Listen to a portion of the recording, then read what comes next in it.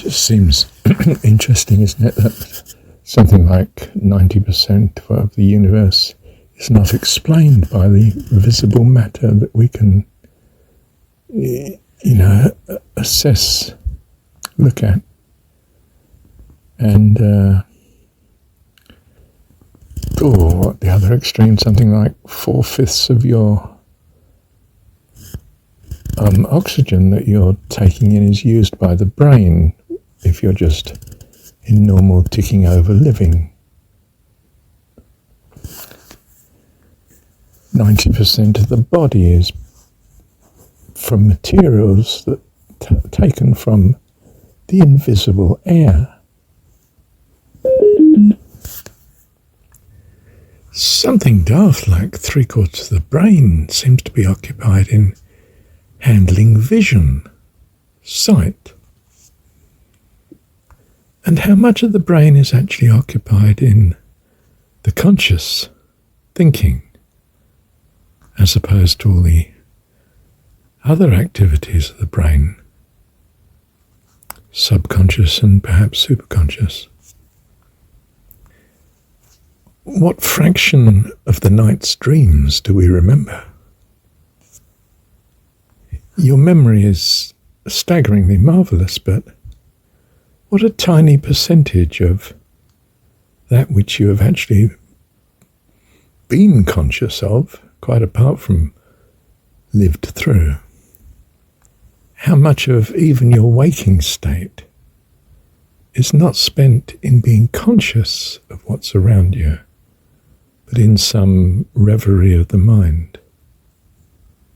How significant can a single thought be in changing the whole of the future? I mean, trivially, the fear that we're going to have to go to war, so we go first. We make the first move and cause it.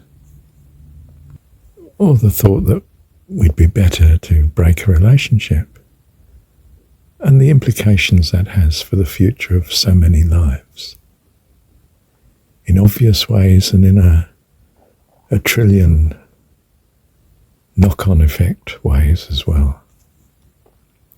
And all these decisions and thoughts are amidst an appalling porridge of uncertainty and ignorance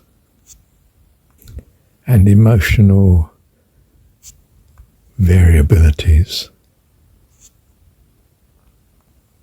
Perhaps you see why.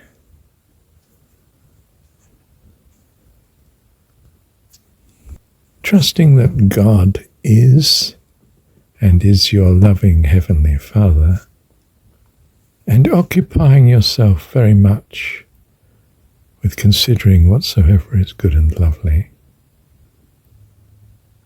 and benefiting from the gratitude that then springs from such, how simply these things are of incredible benefit compared to what we think to achieve in purposeful planning and living. Thank you, Dad. To be in harmony with discord and negativity is to be destroyed by it. Whereas to be in harmony with harmony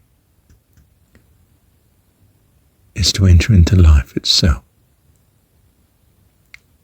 Truth and all creativity, life eternal.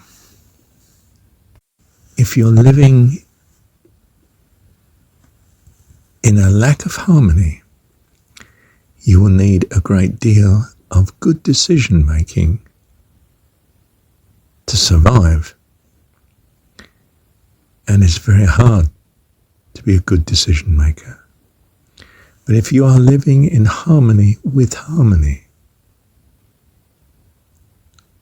you find a synchronicity of circumstances that do not need amazingly good decision making.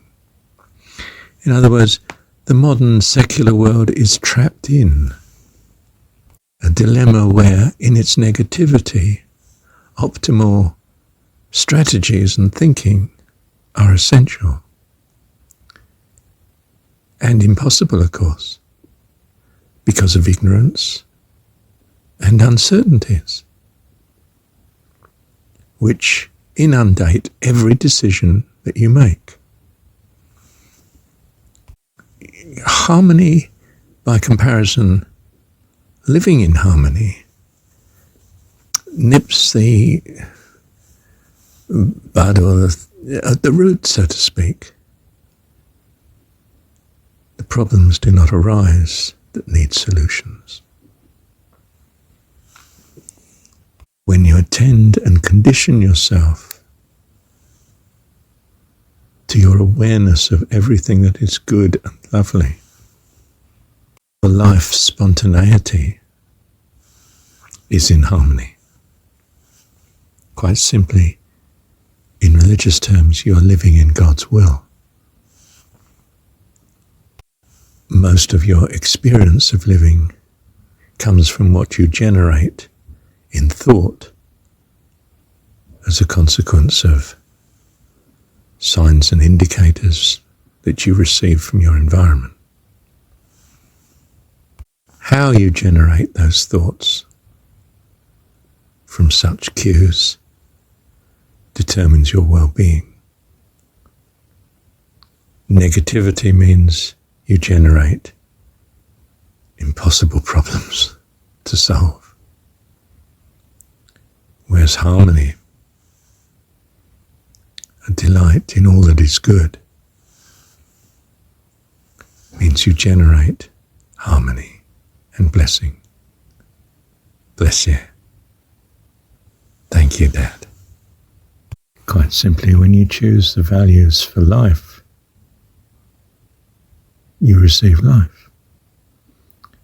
And if you choose values that are otherwise, then you court death and unhappiness.